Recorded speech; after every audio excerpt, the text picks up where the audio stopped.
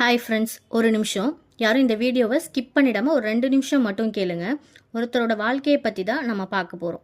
நம்ம எல்லாருக்கும் இந்த வேர்ல்டுலேயே த ஃபாஸ்டஸ்ட் மேன் அப்படின்னா யார் ஞாபகத்துக்கு வரும்? உசேன் போல்ட் தான் ஞாபகத்துக்கு வரும். ஆனால் அவரை மாதிரியே தமிழ்நாட்டில் ஒருத்தர் இருந்தாருன்னு உங்கள் யாருக்காவது தெரியுமா?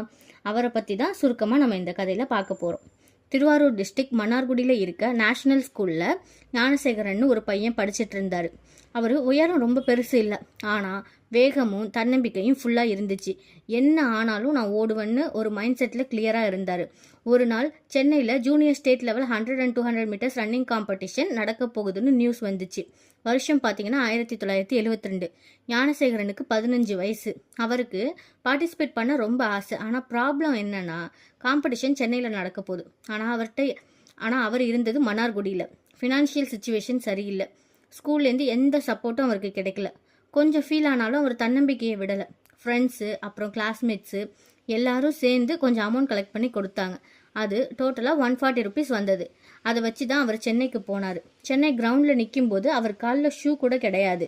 ஆனால் எப்படியாவது ஜெயிக்கணும்னு மட்டும் நினச்சிட்டே இருந்தார். மொத்தம் செலெக்ஷன் 8 ரவுண்டு வச்சாங்க. அந்த ஒவ்வொரு ரவுண்ட்லேயுமே ஃபஸ்ட்டு வந்தவங்களை வச்சு தான் ஃபைனல் ரவுண்டு வச்சாங்க.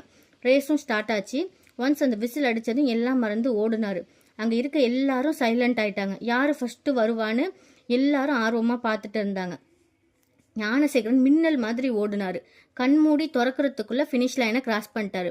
ஃபர்ஸ்ட் ப்ரைஸ் ஞானசேகரன் வின் பண்ணிட்டாரு. அவர் ஓடுனது எத்தனை செகண்ட்ஸ்னு நினைக்கிறீங்க? 10.7 seconds 100 மீட்டர்ஸில்.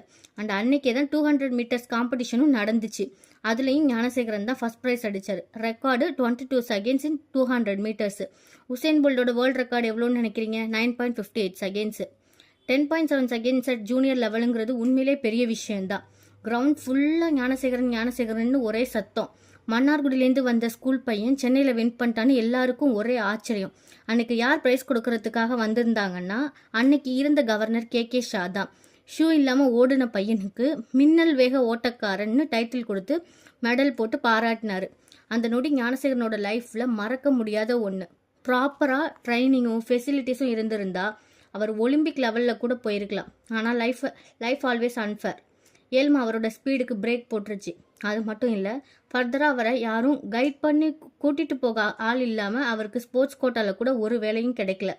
அதனால் அவர் இப்போ டிரைவர் ஜாப் பண்ணிவிட்டு நேர்மையாக லைஃப்பை வாழ்ந்துட்டு இருக்காரு. ஒரு டைமில் ட்ராக்கில் மின்னல் மாதிரி ஓடின பையன் இப்போது திசை மாதிரி குடும்பத்துக்காக உழைச்சிட்ருக்காரு.